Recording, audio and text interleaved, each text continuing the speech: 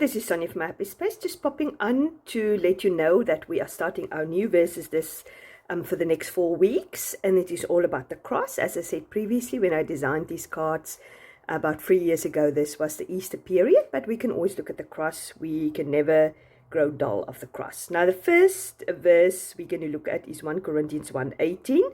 For the word of the cross is folly to those who are perishing, but to us who are being saved, it is the power of God.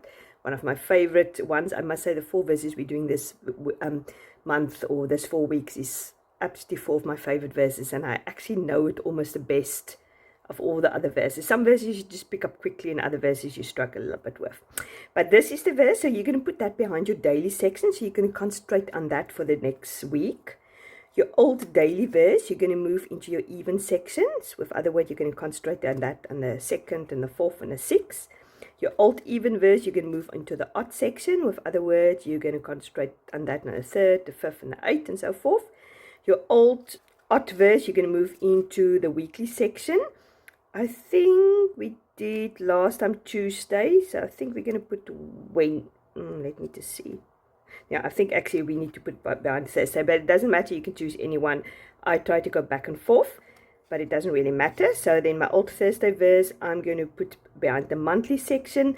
Yet again, you can start from the first of the month, and you can work your way through. But I've memorized scripture for many years now, so I've got behind each one. I've got quite a lot, but I think I'm going to put it behind the 16th. Yeah, I haven't got so many there. So then I'm going to practice it, and then tomorrow morning I'm going to get my practice book, which is part of the free printable, which you can make yourself a little box like this. And then I just got this book from a local craft shop, and then I just stuck my sheets in there.